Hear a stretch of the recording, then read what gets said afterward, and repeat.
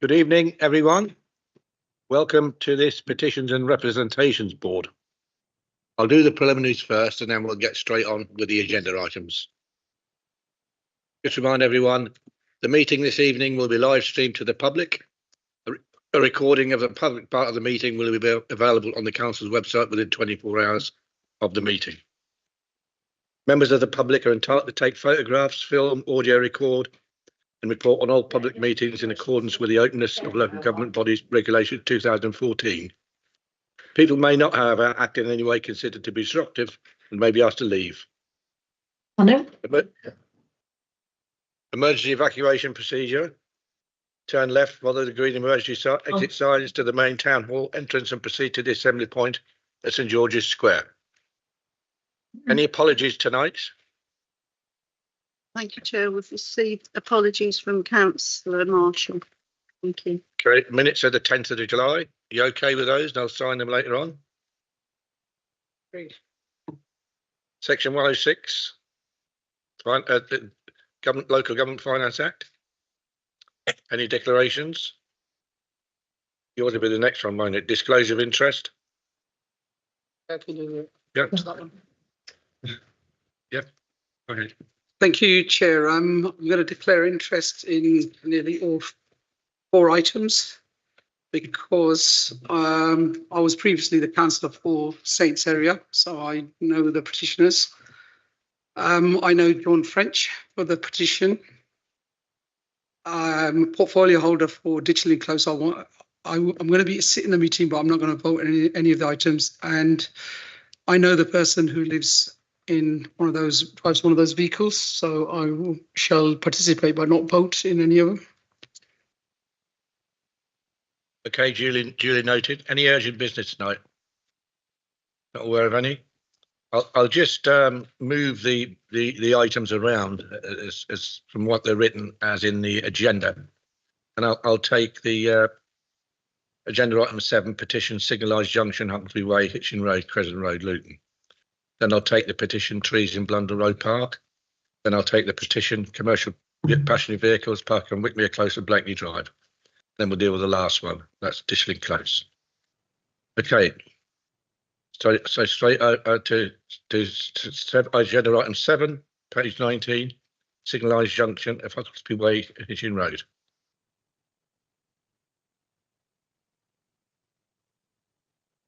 Thank you, Chair. So this is in the purpose of the petition is to discuss and outline the next steps to respond to petitions submitted by residents concerning the road safety of the traffic signal junction of Hucklesby Way, junction with Hitchin Road and Crescent Road in Luton. The background is the petition was signed by 90 residents, has been submitted citing concerns that a number of collisions that occur at the junction are of a high nature. They're concerned they're a result of speeding and various other road safety issues as well. The layout of the junction is considered to be dangerous. The petition requests that the junction be redesigned with traffic signals removed and replaced with a roundabout and a road sign installed that reads dangerous junction to be erected in the interim of this process. I don't normally go through the reports in too much detail, but I will take a little bit of time to just go through this if that's okay, Councillor, just in relation to the collisions, because there's a fair amount of data that I think needs to be recorded and accurately represented. So there have been a number of collisions recorded at this junction in the last 5 years. This is the usual time period that we use when we're considering collision data. It's pretty much the standard for most local authorities in the country. There were 2 collisions recorded in 2019, 3 in 2020, 4 in 2021, 4 in 2022, and 4 in 2023.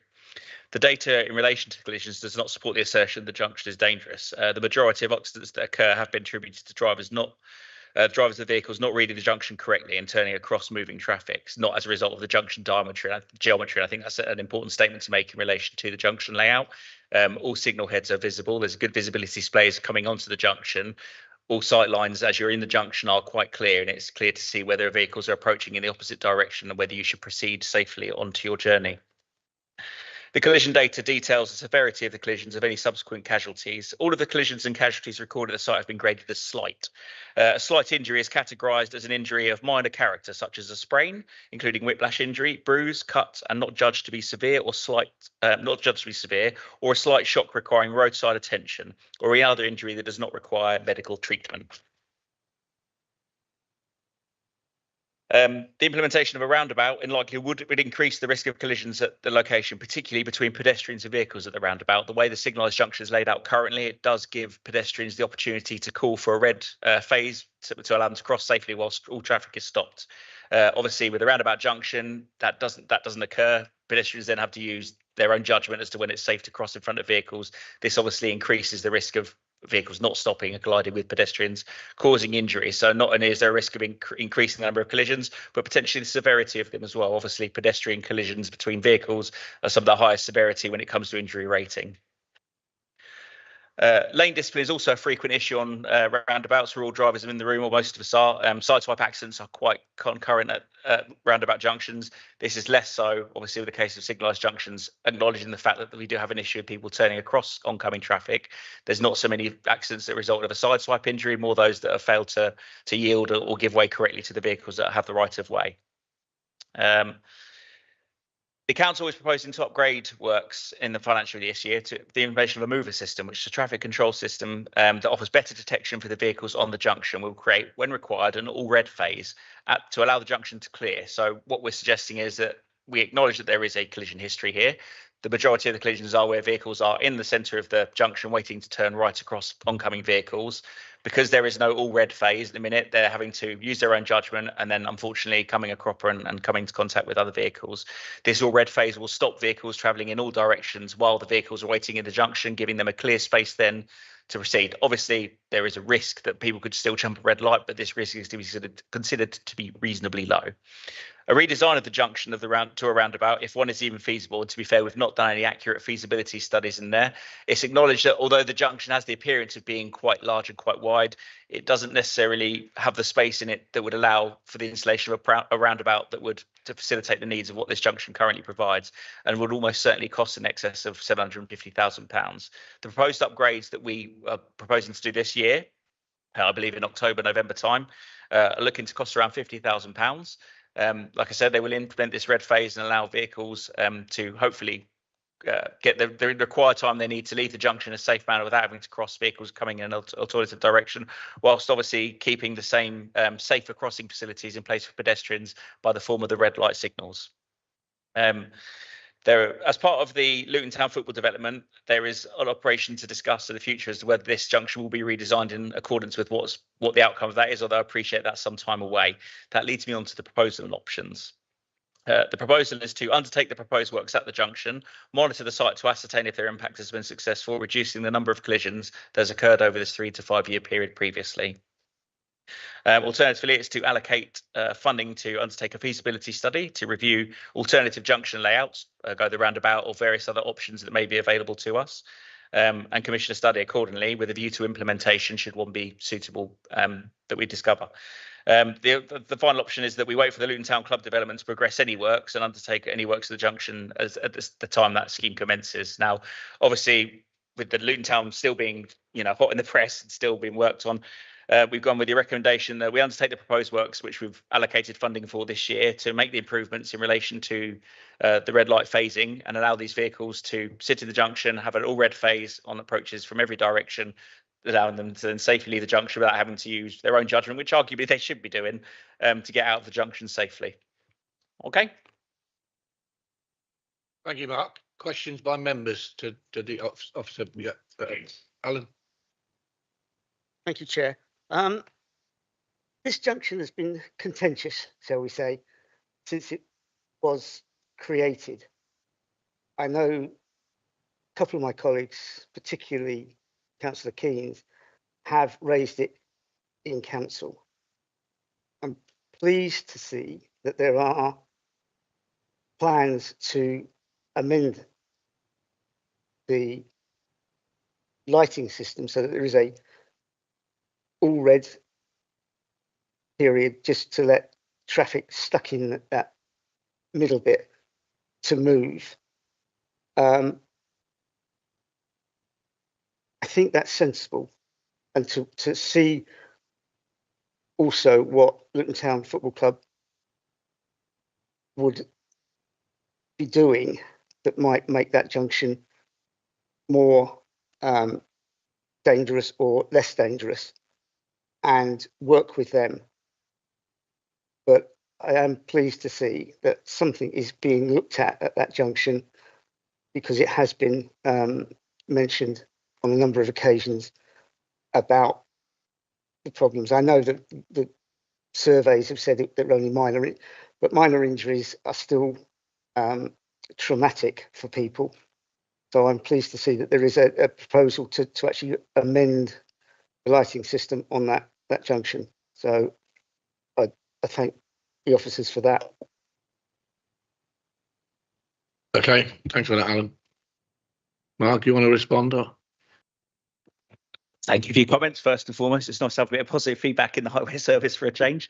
Yeah, absolutely. This is what, I appreciate what you're saying and empathise with the situation. Obviously, any collision for those involved is fairly traumatic experience. We've adapted a road safety strategy within the council that we're heading towards a Vision Zero approach and trying to reduce the number of collisions on the network. And I firmly believe that this is a strong step in that direction, and we will see the numbers of collisions reduced at that location in line with our strategy goals. Okay, any further questions? Thank you, Dave. I'd like to ask a follow-up question, but I'll wait until I've heard from the lead practitioner, even though he's members at the moment. I'd like to come back as portfolio holder for highways with a alternative suggestion. Yeah, I'll bring John French in now as the lead petitioner. You had a video. Yes, thank you. And I previously saw it. We had a meeting on Friday as sort of a viewed the video, and I said it would be okay to show that video. Have you got it? Matt can show it now. I'd just like to thank Councillor Skeppelhorn for his comments, and I'd just like to clarify that the petition is just to improve the safety at the junction, rather than we're demanding a roundabout. It's only an idea for a roundabout. We've also had some significant discussions over the last few days with Kieran in the Highways Department as well. So I think we can do something, but if you'd like to play the video, I think that will sum a lot up. Thank you. Discussions over the last few days with Kieran in the Highways Department as well. So I think we can do something, but if you'd like to play the video, I think we'll sum a lot up. Thank you. Discussions over the last few days with Kieran in the Highways Department as well. So I think we can do something, but if you'd like to play the video, I think we'll sum a lot up. Thank you.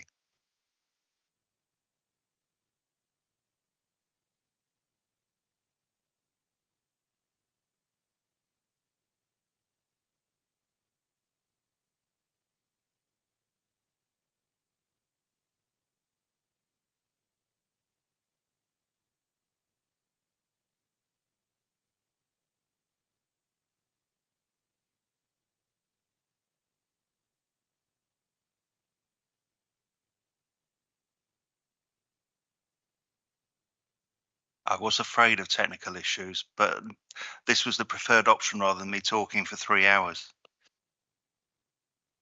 I actually gave you 5 minutes, and it was an attempt to stop you talking for 5 minutes. I was afraid of technical issues, but this was the preferred option rather than me talking for 3 hours.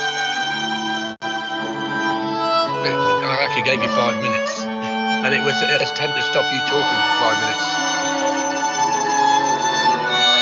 I was afraid of technical issues, but this was the preferred option rather than me talking for 3 hours. I actually gave you 5 minutes, and it was an attempt to stop you talking for 5 minutes. I was afraid of technical issues, but this was the preferred option rather than me talking for 3 hours. I actually gave you 5 minutes, and it was an attempt to stop you talking for 5 minutes. I was afraid of technical issues, but this was the preferred option rather than me talking for 3 hours. I actually gave you 5 minutes, and it was an attempt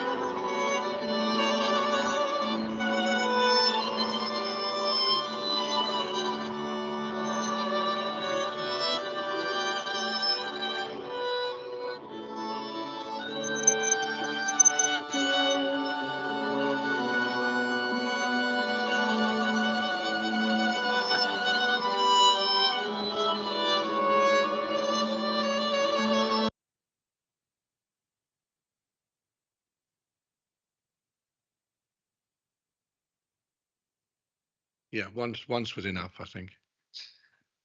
Unless you got anything to add, John? Because we've got a resolution and paragraph 8 in the agenda that intends to do some upgrade works in this financial year. So as soon as practically possible. Yes, I understand there's a plan to put them, what are they called, MOVO lights in, which is a good start. I had a discussion, as I say, on Friday with members of the Highways Department, with some compromise. Ideally, we would like to see a dangerous junction sign put there because it is dangerous. Sadly, the video, you didn't see most of the images portraying the accidents that we've had pictures sent to us for.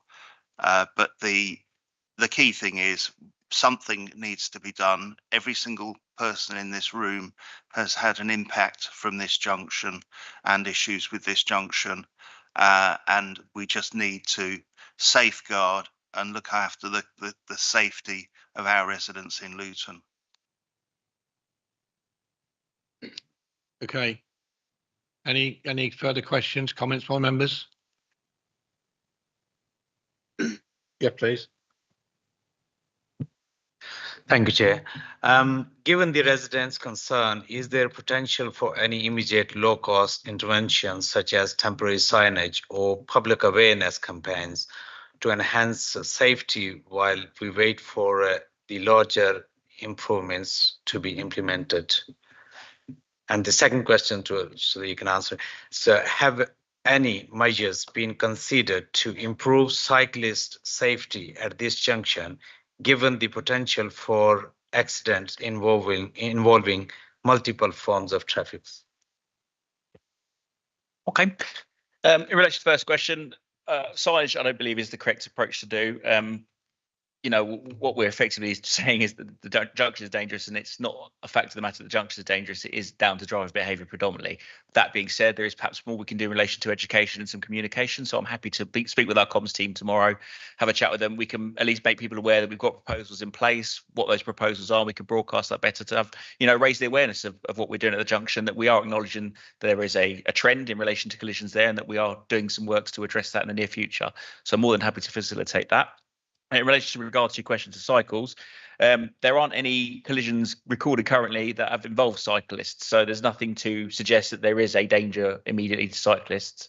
That being said, we have got some new traffic counting sort of software that's going, devices that are going in at that junction to help us record how well that's being used in relation to not just vehicles but also pedestrians and cyclists, I believe. So we are monitoring that, and if it transpires that it does have a heavy cyclist use, then it's potentially something in the future as part of the Luton Town Footworks possibly that we could look at making the facilities improve for them. But at the minute, there's nothing to suggest that isn't the case already.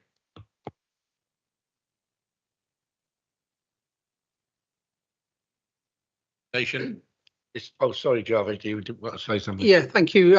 As portfolio holder, I would make a couple of recommendations to our members. I think we should do them over. We should monitor it for 12 months. Let's see what accident happens. At the same time, we should also investigate, because we're going to have to do it sooner or later, also look at whether if we had filters on those lights, would that help as opposed to a roundabout? I think that's a reasonable compromise for us to go and look at that, because the cost, I don't know what the cost of filtering would be, but we don't have to do it because we haven't got budgets and we haven't got 750,000 to spend. But I think we should, after a year, we need to review. We can't just say we'll put the lights in. Let's get a report back after 12 months, see what the significant. At the same time, we are going to be moving forward with there, and I know we're going to have a huge number of traffic coming down there with a 25,000 stadium in 3 years, and we know the highways budget is 5 years. So whatever interventions we want to do could be 5 years, and we can't just simply leave it there. And that's I would recommend to members. So that's how we approach it. Yeah, with the football stadium development going on, there's the option in there for any works that were extra to require to be done will be paid for on a Section 106 agreement by the football club at no cost to the council. So we'll have to wait and see anyway. That's absolutely correct, Councillor. What I would like to, just to answer Councillor Hussein's question, is actually defer to my colleague Kieran in relation to the filter, because I'm not a traffic signals expert, he is. He'll be able to give you a bit more information as to perhaps why that isn't possible, or whether that can be considered. All right. Hello, Kieran Franzen, Major Projects Manager, also responsible for traffic signals and street lighting. Just coming on the right turn filters, which is something, right turn indicative arrow, but it is something we looked at when we were considering the different options for the junction. We did a lot of modelling around this in terms of what the best solution would be for this junction. There's different ways of controlling the right turns in the middle of the junction, and one of them being right turn indicative arrows, or separately signalling the right turns, or we're looking at this option, which is an all red stage, which helps people to clear the junction in between the next stage starting. So the reason why we have not selected to go for right turn indicative arrows or separately signalling the right turns is when we did the modelling, it showed it was very detrimental to the network.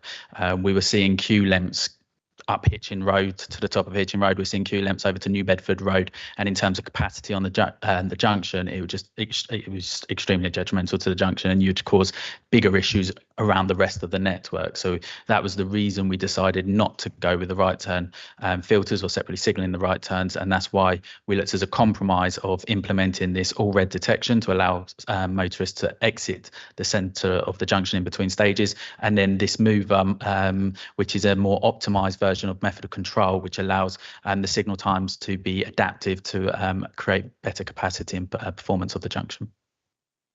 So just in response to your question, my answer was we're going to do them over because we've got the budget for it. That's the problem. We're going to monitor it for 12 months. But I want a plan B if that doesn't work here, because I don't want to be back again with it in 2 or 3 years, because while we've got the football, I think we've got opportunity, because as we know, the roundabout will be equally detrimental, if not worse. So I think we shouldn't sort of just, plan A is to go with them over, monitor it for 12 months. Plan B is to look at what else that could nicely work with what's going on in Power Court and the stage. You know, we've got 2 major developments there that we need to sort of, so I'm not suggesting if the MOVA works, that's it. We can feed back to 12 months, we can come back here and we can feed back to the members that what the result of the MOVA is. But if it doesn't work, what's our plan B? Is it going to be a roundabout? And I think we need to then be thinking about it, what we will do if it doesn't work, only if it doesn't work. Okay. Any further questions, comments? Francis? I've just got a comment on the so-called video. I'm a bit surprised we were shown that, because it wasn't a video. It was a series of emails, some of which were very inaccurate. And one of them said that Rachel Hopkins had not replied to an email, and I am certain I saw it and replied on her behalf. So I really don't know why we were shown that. We didn't have them in front of us.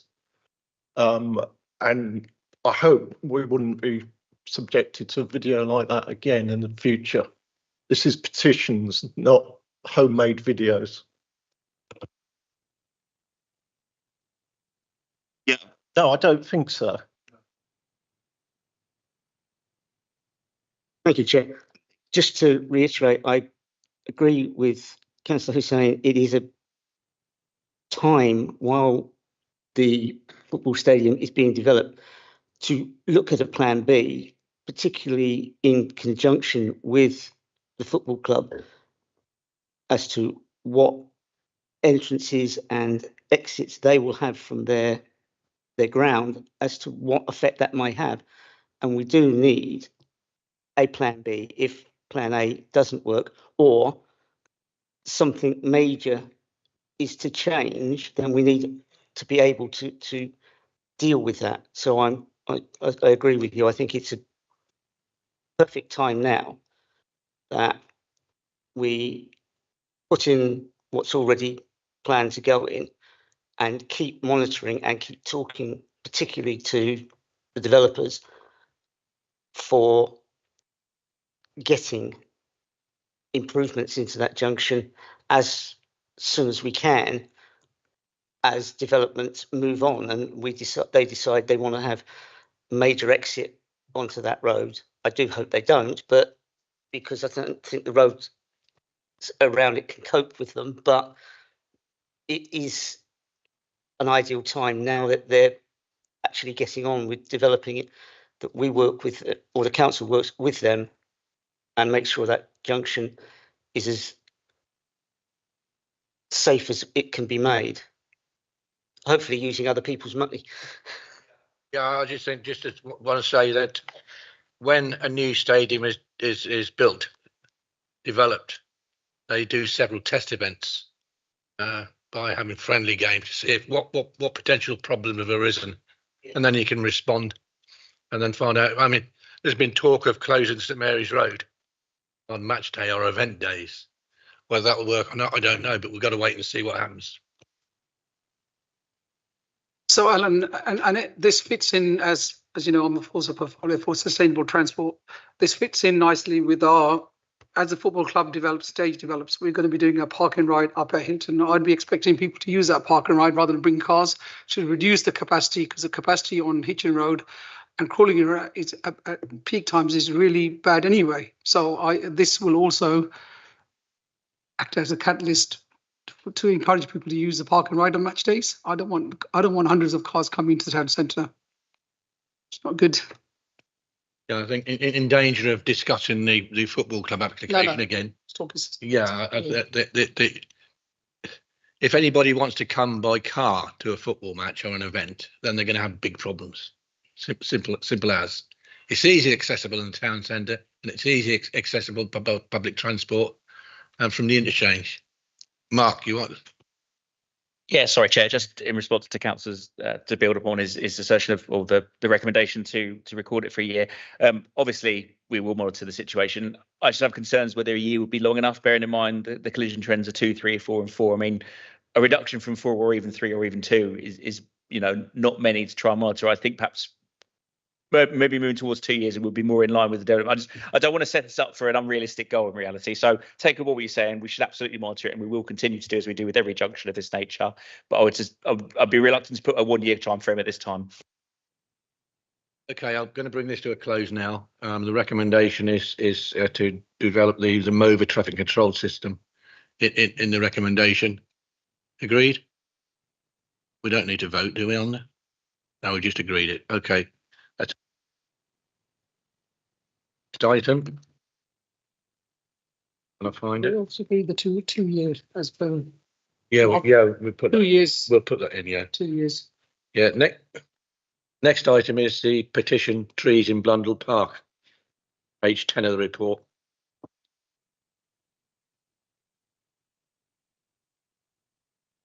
Yes.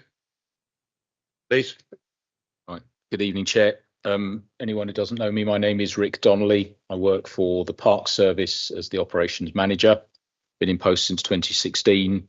More recently taken over the tree management contract that we in the Park Service have. By way of background, so a petition was received by the council in August of this year, 72 signatures upon it, and it relates to the trees that surround Blundell Road public open space. Blundell Road public open space is roughly speaking a square, and it's got properties around all 4 sides, and there are approximately 90 mature trees around the boundaries, and the vast majority of them are what's called a European lime tree.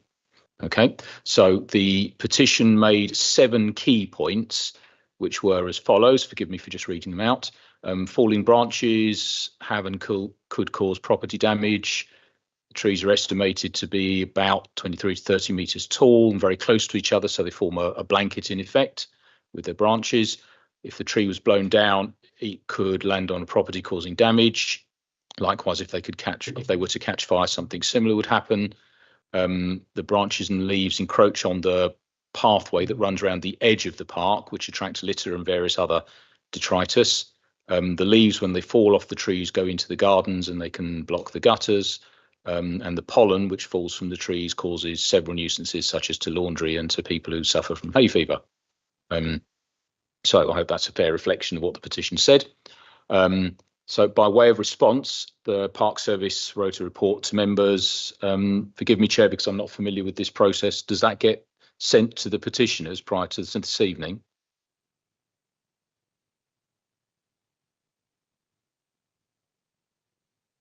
Does the report that is sent to members by officers get sent to the petitioners as well? So they've seen it prior to this evening, right? Okay, so I don't need to read the whole report then, because that's just not an effective use of time. But by way of summary, I would say that yes, we have sympathy for some of these points. Unfortunately, there are one or two items such as leaves and pollen which are not actionable nuisances because they're considered a natural process, so they're not something that a landowner can control.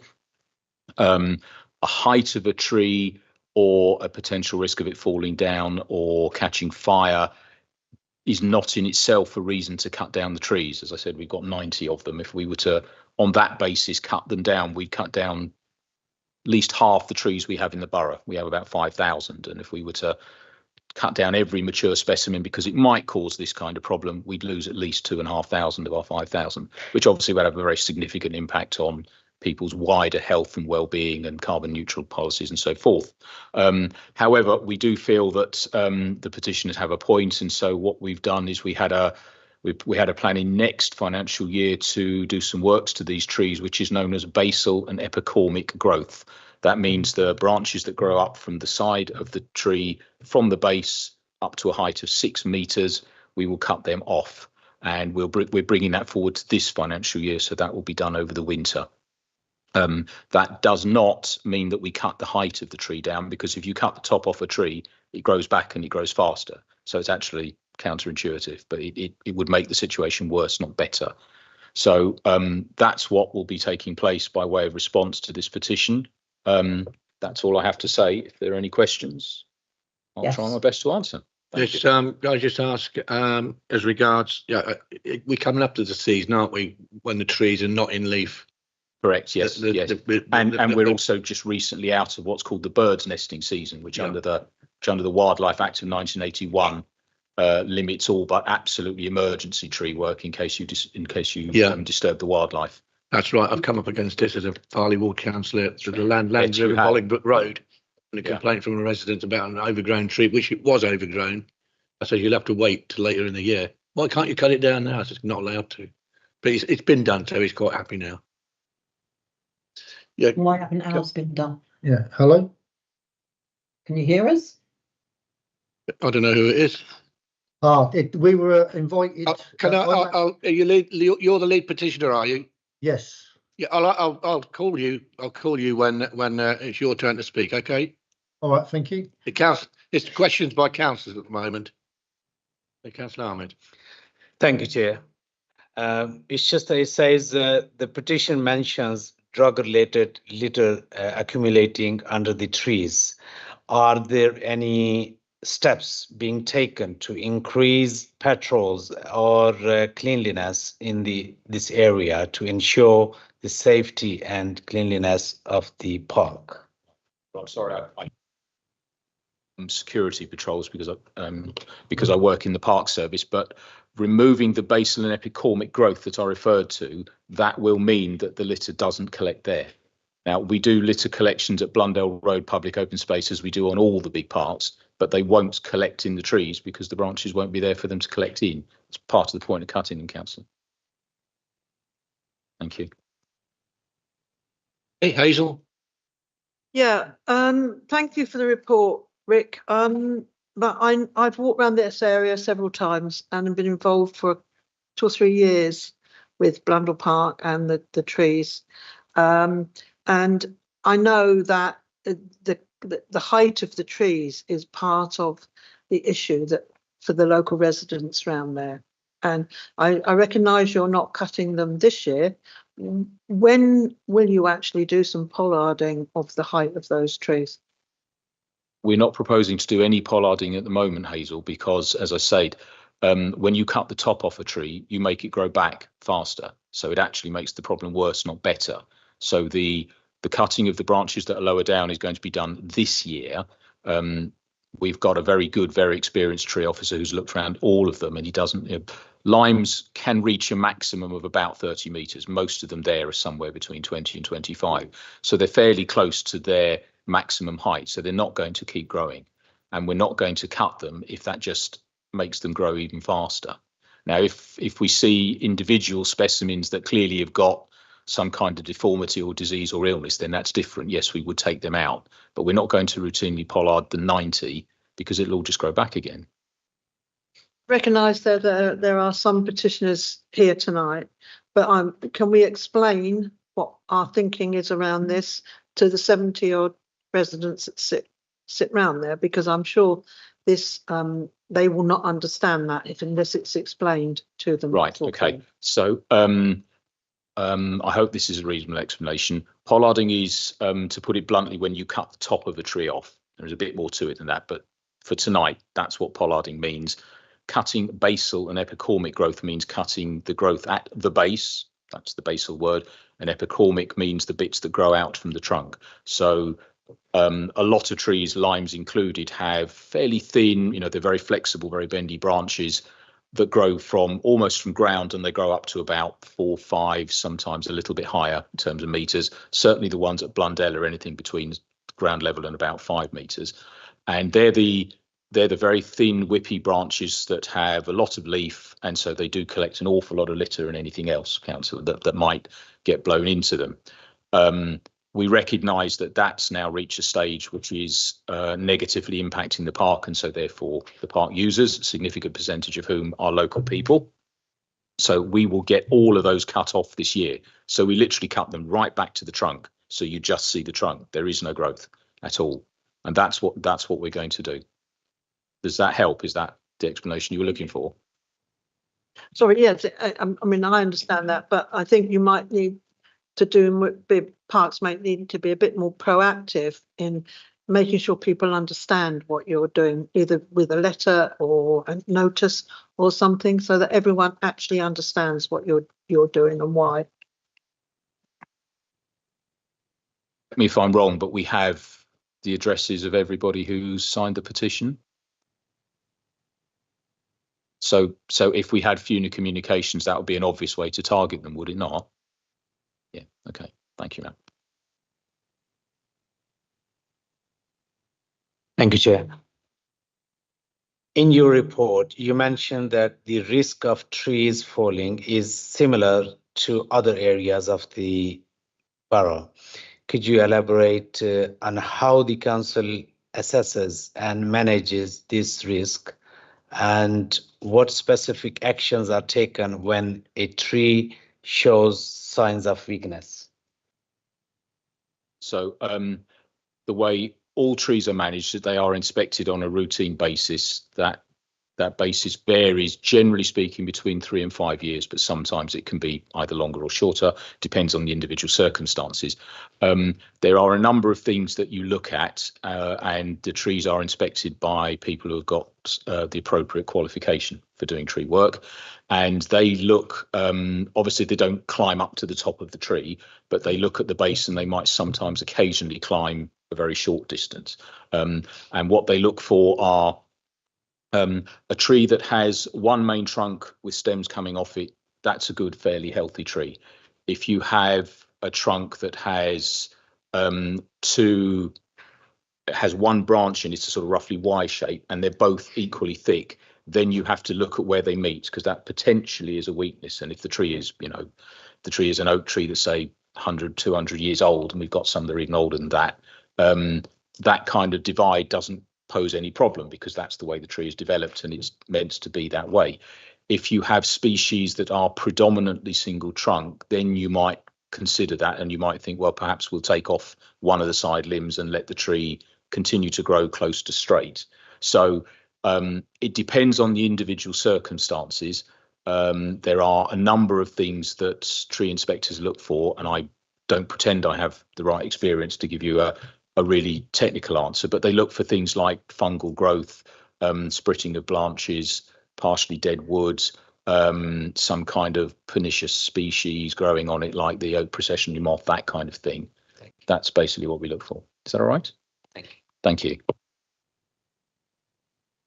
Okay, no further questions. I'll bring the lead petitioner in now. Hello, good evening all. Can you all hear me all right? Yes. Okay. If I could just raise a couple of points. Is one, no, we weren't given a notification of this before it come to tonight. So we weren't told of anything that was already been said. These trees, I myself have lived here 30 odd years. I'm sat next to someone who's lived here 50 years. 50 years, and the majority of us have been around here. Now, these trees were always cut. Yes. The height was always cut of Yeah. these trees over the years. It's got to the point now where I understand that the side branches and things coming off, which is fair enough. I do appreciate that because it's encroaching onto the pathways, and we're also getting, as I said in my last email, I enclosed pictures of a tent where somebody's actually living under one of these trees in a tent. We have motorbikes, youths on motorbikes and stolen mopeds, etc., that I've rang the police about countless many times and have reports and pictures of the youths casing houses underneath these trees and hiding underneath them, as well as, like you said, the drug paraphernalia, etc. But also the one of the main aspects that no one seems to find important is if you can imagine walking out your back garden, as well as not being able to do your washing and falling over soaking wet leaves you've got to pick up every day. Yeah. Because it's a dangerous, it becomes very dangerous, very slippery. Yeah. And attracts vermin. If you can imagine from about 6 foot up all the way to the top of the tree, you cannot see anything because you have a huge, effectively, hedge running all across the back of your garden where the trees are intermeshing with each other. And what you're proposing is not going to do anything to resolve that.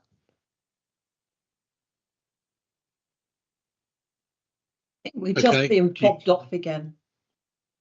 Okay, let the officer respond. Okay, thank you, Chair.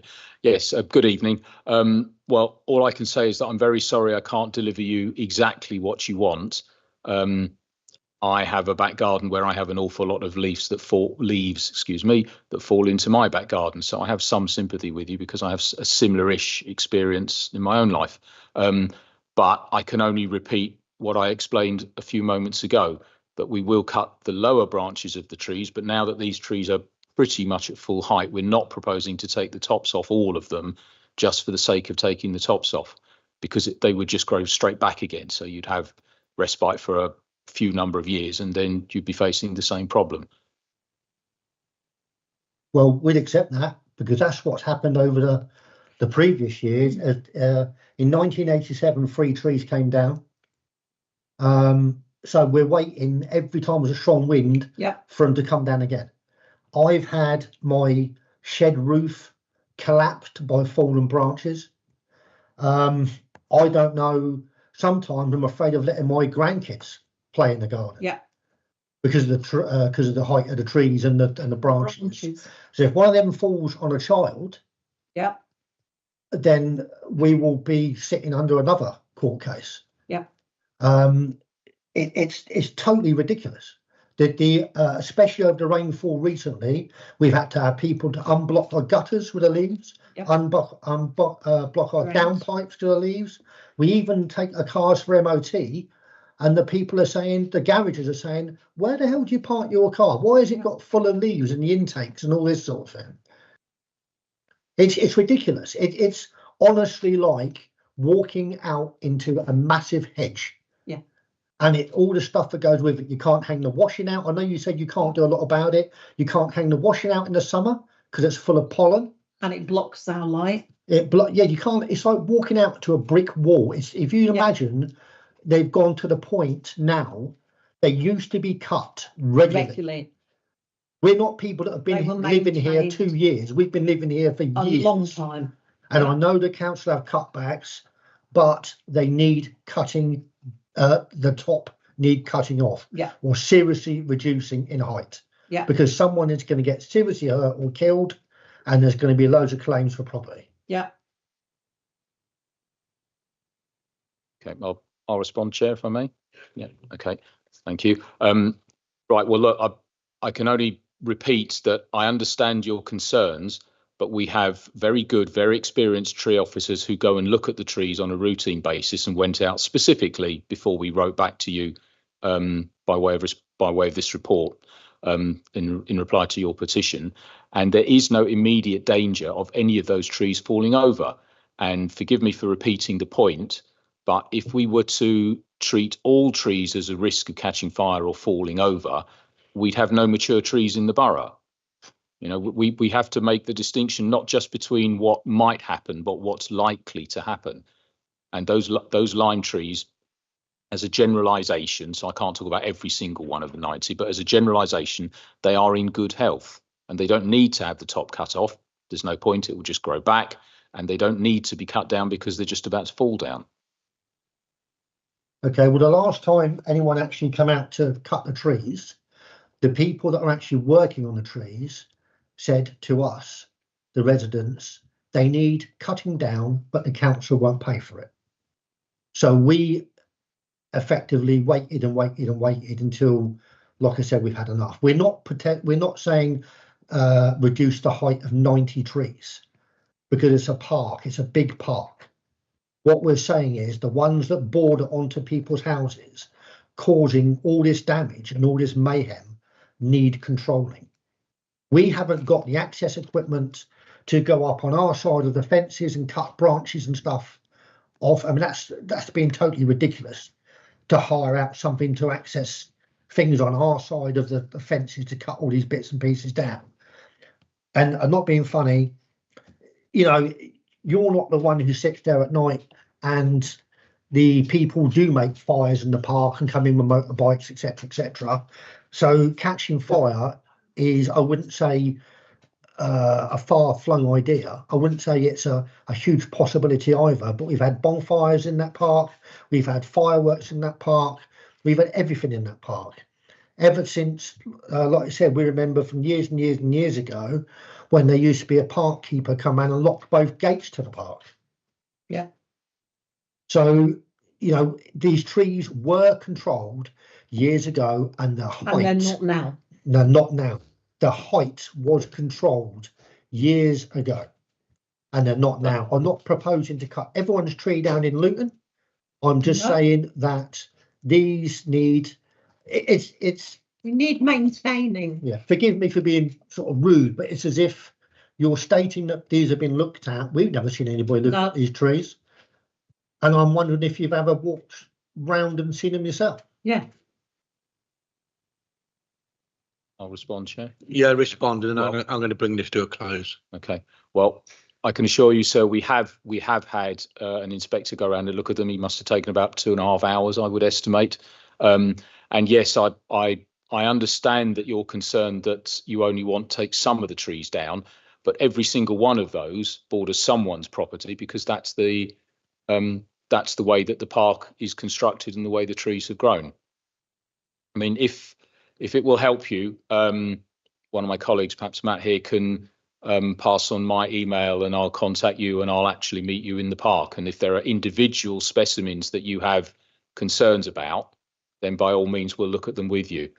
So, I mean, I wouldn't want to commit to doing that for all 90 of them, but certainly if you've got individual ones, by all means, I'll meet you and you can point them out to me if that's helpful. Yeah, that's fine. I would go with that, but yeah, but all right. also, Thank you. Matt, also, can you assist me with that? Thank you very much, mate. And also, can I just state for one thing? Sorry, we're not on about cutting them down. No, we don't want to get rid of the trees. Yeah. Yeah, no, I understand that. Maintained. Yeah, I understand that. Yeah. Right. Okay, then let's bring this to a close. I think everybody's had a fair say. And in the agenda item 10, 4, it's the planned work to trim back the growth have been brought forward to be carried out as soon as possible, certainly in 2024. Okay, the recommendation, members? We add that Rick is going to visit the site. Yeah. Yeah. In the minute. Yeah. Yeah, it's only a meeting on an informal basis. Yeah. Okay. But I certainly agree with the trees have a great amenity value. They are a nuisance for some people, I know, especially in all our wards, that they'd like to get rid of the trees. But unfortunately, they're there, and hopefully they're there for a lot longer. Okay, so the recommendation is to carry out those works. Agreed? Thank you very much. There would be the commercial passenger vehicles parking on Wickmere Close and Blakeney Drive, agenda item 9, page 23. I'll do, Where's digital? I'll do that at the end. We're just going to. Thank you, Chair. The purpose of this report is to discuss and outline the next steps in relation to a petition submitted by the residents of Wickmere Close, Blakeney Drive, regarding commercial passenger vehicles being parked on the highway on Wickmere Close and Blakeney Drive in Luton. The residents in Wickmere Close and Blakeney Drive have written to complain about private hire commercial vehicles belonging to a vehicle company named ALM Transport based in Hemel Hempstead, parking on Wickmere Close and Blakeney Drive. The complaint primarily focused on obstructive parking and the antisocial hours, disturbing residents' sleep and being maintained, and the access of maintenance vehicles to the highway. As everyone's had a copy of the report, I don't intend to go through it verbatim. The issue to be summarised is that the initial complaint arrived on my desk as the vehicles were parked inappropriately close to bends or junctions. Vehicles were struggling to get around them. On occasions, they were parked on footways, meaning pedestrians had to enter the carriageway to walk around them, which obviously is unacceptable. I contacted the transportation company responsible for AM Transport in December and January of last year and this year to discuss it. Spoke with their manager director. They acknowledged that their drivers should be parking considerately and should take into account, where they're parking and not create the issues are. And they confirmed to me they reiterated that to their drivers to try and encourage them to park more appropriately and be more considerate when parking up. This was fed back to the petitioners and the complainants at the time. I understand from off the back of that complaint, the vehicles then stopped being parked on the highway and then being parked on private driveways, because apparently there's a driveway for the person that was operating them sufficiently large enough to have these vehicles parked on them. That's one side of the problem, and that's the side that I deal with as a highways perspective. There is also the antisocial aspect of it. I understand that there are some vulnerable people that live close by to where the buses are operating from, and as a result of these buses leaving all sorts of hours during the day and night, it is having an impact on the mental health and the well-being of the petitioners.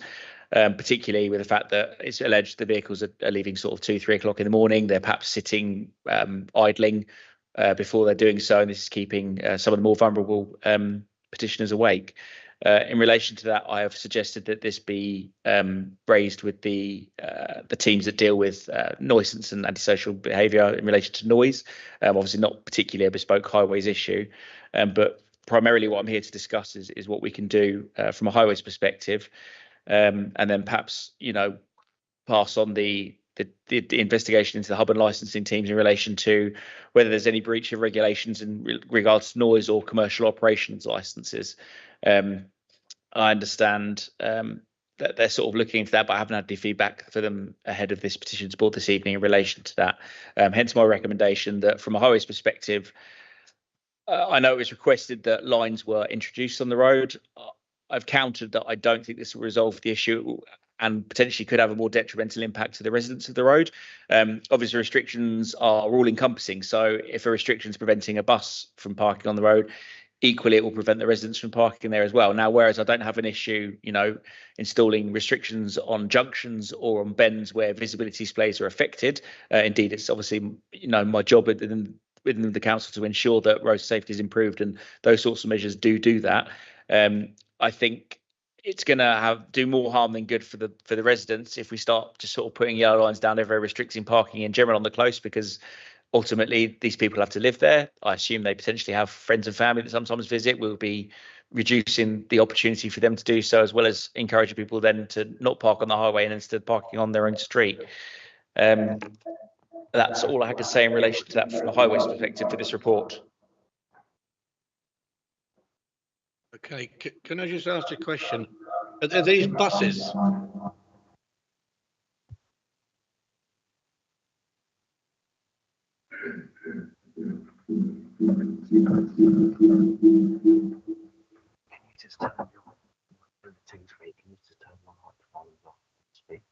Oh, you signed me in, haven't you?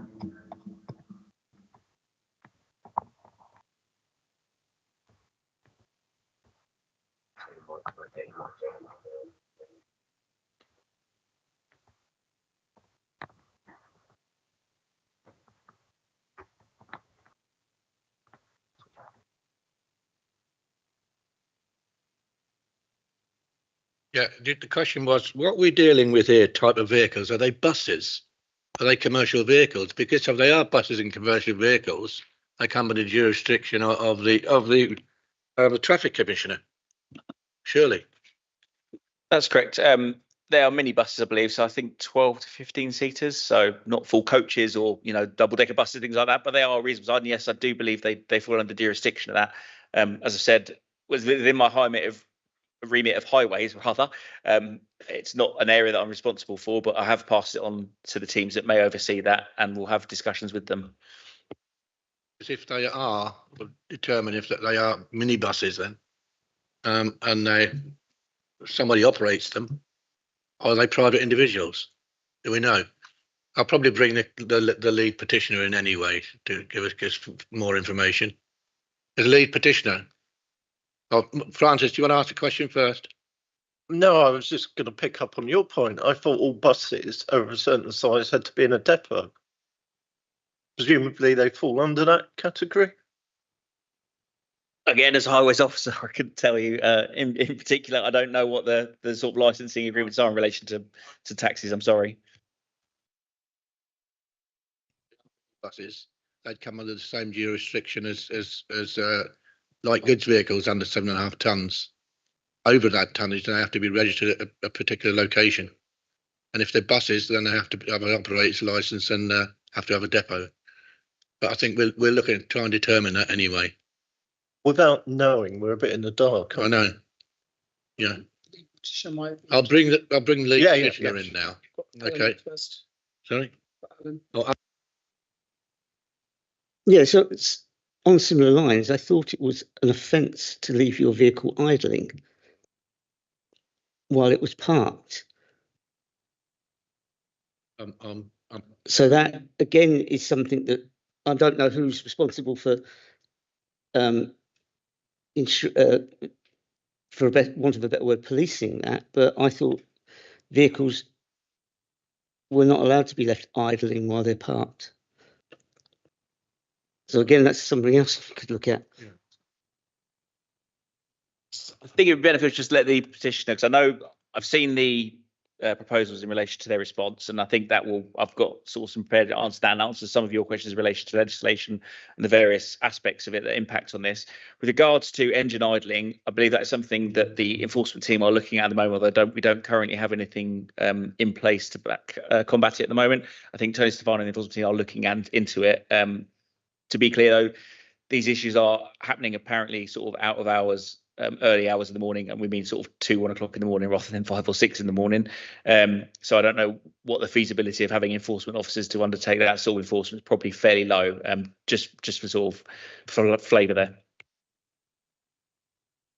Okay, let's get the lead petitioner in now. Microphone. Oh, sorry. Hi, can you hear me? Okay. Hi, good evening, everyone. Respectable Chairman, I gave a submission last Friday, and which is 3 pages. And earlier on, I spoke to Mr. Chairman, and he says he received it. If you want me to read it, then that will be quite longer. But you can play it as a video. That will be brilliant. But with this submission, I also give you a link which is containing some photographic evidence and also 6 CCTV footage image. And the photographic evidence will be clearly confirms the vehicle are, whichever you classify, is a minibus or is bus. It's quite large size vehicle. And I cannot be agree that it's only 12 seats. It's quite larger buses. And they are, and also you can see the footage, the pictures, which is parked where they parks everything. So I'm entirely in your hands, Mr. Chairman, whichever you want to pick. I just asked, you're saying the buses, you've got it in your submission. That's the ALM coach service. Yes, it is ALM coach and travel service. How big are they? I've given the link. It's quite large sizes of this bus, which is I never enter inside this. I cannot say how many seats, but the picture is there with if you have a computer in your laptop, you can click and you can see the picture, or I can approach you guys with the picture of these buses. Okay.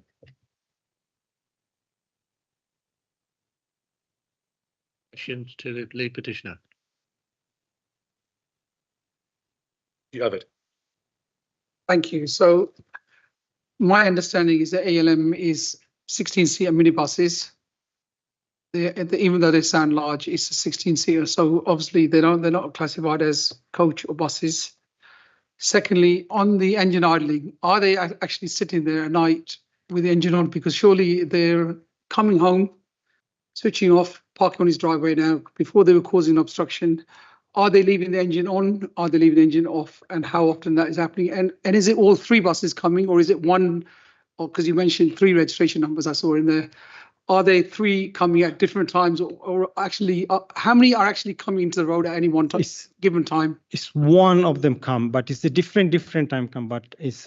So it's one. So let's clarify that. Secondly, are they leaving? Because Mark said perhaps they're leaving idling. Are they leaving the engine idling so we can talk to them and say, look, as soon as you come home, because I'm assuming there's a driver who's going to go out in the morning, do a school run or do whatever travel whatever business they do.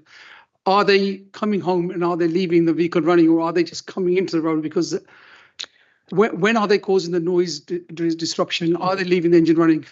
When they're coming in the road, it's louder noise, and then when they just try to park and reverse properly in the side of the road, it's also making noise. And it's take them approximately. If you see one of the CCTV footage, that will be clearly suffice. It's 2-3 minutes always, but it's the only question is. One driver leaving the Wickmere close, there is no doubt, but there is some other driver. I gave you the CCTV footage. They come middle of the night, just simply leave the bus on the road and they just walk away. And we also mentioned in our submission, some of them, the driver coming with the other vehicles, small cars, red color, white color. You can see there, they parked the vehicle and they took the bus. They just, and then the middle of the night coming, it's like it's their mini depot in here. So it's one bus, and so 2 things, as Mark has already highlighted. If we want to stop them parking, we've got to look at yellow lines, and that will be for all residents. So just to clarify that, as portfolio holder for highways and parking, we would have to put that in, because for us to do a nice notice in here, you quoted some London. We do not in Luton have powers currently, unless there's restriction on the line. We cannot enforce pavement parking. That's a clear cut. I can tell you that very much without doubt. So if you want that, then the petition needs to say that we need those, but then those parking restrictions would apply to, let's say, everybody. That's the bit I wanted to sort of clarify with yourself. And also, is a commercial vehicle at a certain size of a commercial vehicle is allowed to now. We need to be careful, because if we're going to say we can't, if this employee is bringing a vehicle home, are we now saying that we want, because I don't want to set a precedent, are we now saying that we are going to stop? Because I could have that same argument on every road, because I hate it when I have one of the large vehicles. So I have a number of them parked near my house, and they're annoying me as well, but I'm powerless to do anything with it. And that's the bit I want to be very clear what we're asking, because one of the discussions, if it's engine idling, we could have a word with them and say, look, your drivers need to switch off as soon as they come in. We could ask them, do they really need to bring the vehicle here? Could they go to depot? Because I think there's more to be done, because we are on here. We need to look very carefully at what legislation we do, because I'm assuming they will challenge it. If I may, just in regards to that, I mean, obviously, the first step in that process is to, ascertain if these vehicles do come under the Transport Commission, if there's any form of operator's license to be responsible for that. That would be the licensing hub team that would oversee that process. From a highways perspective, yes, as you've discussed, the markings will restrict parking in there, but it won't stop any vehicle movements, and therefore I don't think it's really going to resolve the issue overnight. So I'm hesitant to do that. bearing in mind it's going to have a detrimental impact on the residents and for the reasons I've just stated. Just to go through the legal policy context that was provided, there's just a number of bits of legislation just so that the residents are clear on what the council's powers are in relation to that and what we can do to help support them. So I know you've obviously mentioned aspects of the Highway Code Rule 242. Just to be clear, the council doesn't have any powers to carry out any form of enforcement against vehicles that are parked inconsiderately unless they're done so on restrictions that are present. So if they're parked on double or single yellow lines in contravention with the times of their operation, then we can undertake enforcement against those vehicles. Similarly, if vehicles are parked on like a residence parking zone area without the correct permits, we can carry out enforcement on them. We can't undertake enforcement under the Highway Code purely based on the fact that it's part of the Highway Code. Similarly, we don't have any powers under the Road Traffic Act or the Traffic Management Act has been superseded by these days. Equally the same with the construction use and vehicle regulations. These are all powers that are actually responsible for and can be enforced with the police, particularly in relation to nuisance parking and obstructive parking, which is the part of the Traffic Management Act, the Road Traffic Act, that these sort of offences would fall under. The construction use and regulations, arguably the police, however, actually probably fairly low and perhaps more so VOSA than the police. But yeah, long story short is that the council doesn't have the powers to undertake any enforcement of the legislation you've provided in the document. As Councillor Hussain's obviously also pointed out the fact of the parking payment under Section 50 of the Greater London Council. Unfortunately, Luton doesn't have the powers to enforce parking on pavements currently. This is something that is a hot topic within the town. It is being regularly reviewed. We are waiting for government feedback from the DFT in relation to a consultation they did a number of years ago, but for full disclosure, we have been waiting for a response to that for some time. So we are pushing for it. We're lobbying. We are being proactive as a council in that we are working on a parking strategy currently that's going through the process that is perhaps addressing these issues, although it's a little bit early to say exactly how or what form that will take. But in relation to what you're experiencing from a council perspective and our powers and roles and responsibilities, I've recommended, as per the recommendations, that we can make investigations as to whether these vehicles are compliant with the necessity under their operator's license and that side of it. There is obviously the aspect of noise complaint overnight. The council does have a team that will have processes in place to monitor noise and ascertain if those noise are in breach of the regulations and what powers and responsibilities there are there. But from a highways perspective, the only powers we do have are whether we put in the yellow lines or not. And at this stage, as part of this, I'm suggesting that from a highways perspective, we don't put the yellow lines in, but we do at least go away, speak to the individual teams responsible for those investigations I've just discussed, put it to them to come back to us, and then we'll update the petitioner outside of the scope of this meeting with how that's proceeding and what we can and can't do as a council moving forward. Also worth, if we've got the powers, and I think we have, is to find out who these buses are registered to, where the registered address is. That's right, Councillor. Yeah. I just want to raise 2 points to you. Yeah, okay. Thank you very much. Yes, please. Mr. Chairman, Wickmere Close is a very small road. It's not a large road. And also a small close. And everybody have owned their driveway, park their car in there. And the way this vehicle park is really restrict emergency vehicle. There is a picture I sent, there is a 2 ambulance come. Luckily at the time, the buses was not there. Whichever you classified, whether it's a minibus or bus, but there's not. If this is there, then that will be obstruction of this emergency, and that will be would be one very set if for medical emergency could be changed in a second, and that is very important for especially in the Wickmere Close. There is some elderly people plus some serious illness people. That's need to be concerned. And the second most important thing, Mr. Chairman, there is an autistic child in this road, and I mentioned in my submission in paragraph B. His sensory. We have our own. Everybody in here, none of us have a special need. I agree. But when in autism, suffering with ASD, they have their own individual sounds. Their sensory is all affected. Middle of the night, I wrote down in my submission, middle of the night, this child wake up because of this noise of this bus. I understood there is a nuisance law, there is a separate issue, but effect of this child, he's affecting his school because this autism children need to be day-to-day care, and if it's our duty It's not only it's everybody's duty to look after special need person. When we help them to come to the society with right help, they will be a normal person. But beginning in just his 9 years, 10 years age, he's 9 years old, he's suffering. His school already says when sometimes he's coming with very tired. You don't what happened. We showed this to the school as well. That this is happening. We've got that submission, Javed. Just to come back on, if we did the control parking zone and then they parked on there, you wouldn't gain anything. The residents would actually lose out parking space, which that's I'm just going to highlight to you that if they are parking on there, they wouldn't necessarily need a parking permit if they're going on a private driveway. So we wouldn't be able to enforce it unless they were on the outside. I think we should look at the noise as per Mark. You know, we will look at see what the antisocial and why maybe the vehicle is coming that late, because why the coaches are coming that late. Because it seems weird that, you know, a coach, if there's a small minibus, where is it coming on a Monday, Tuesday? Is it every day? Is it just on the weekend that it's late?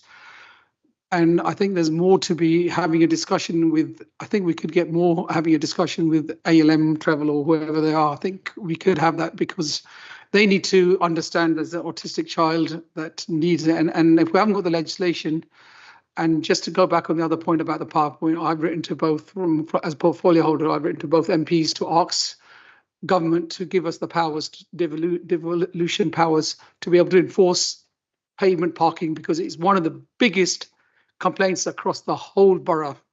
It's the bane of my life.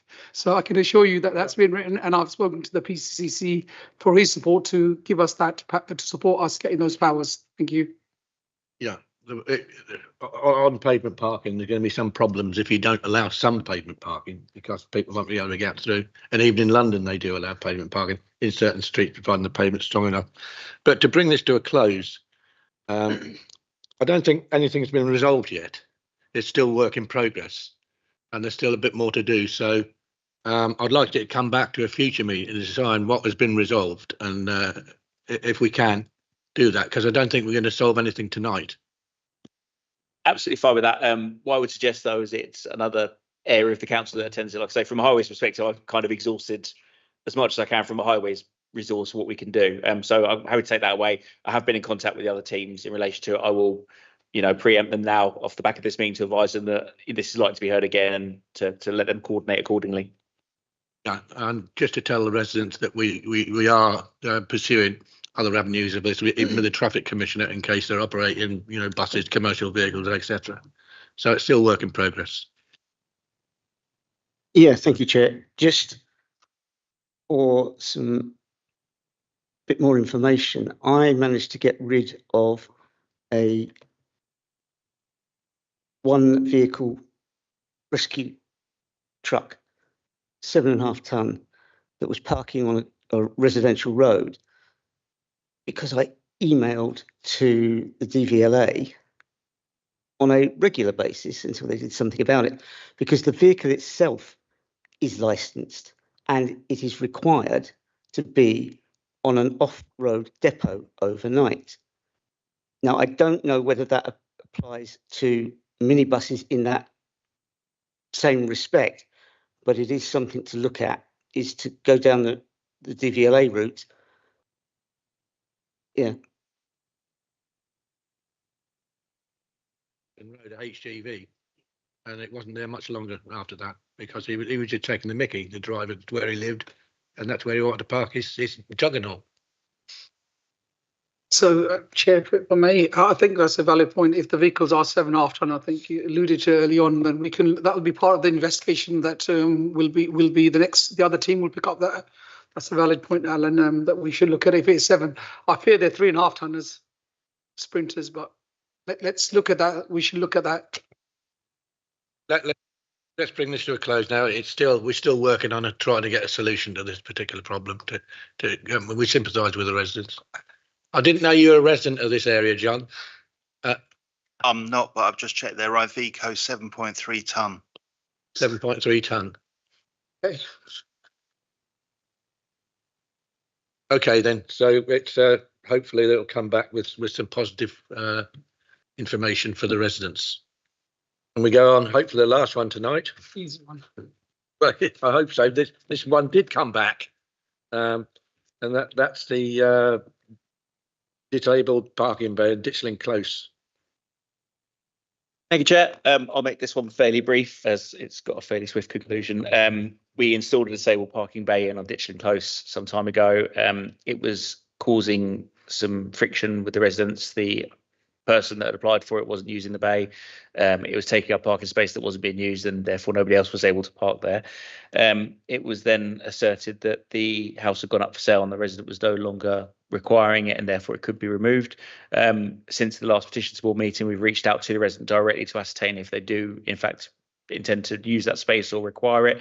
They've fed back to us that they don't use it and it can be removed. So therefore, the proposal is in line with the residents' request to remove the disabled bay at this location. I believe work's already started in relation to the sign plate being removed.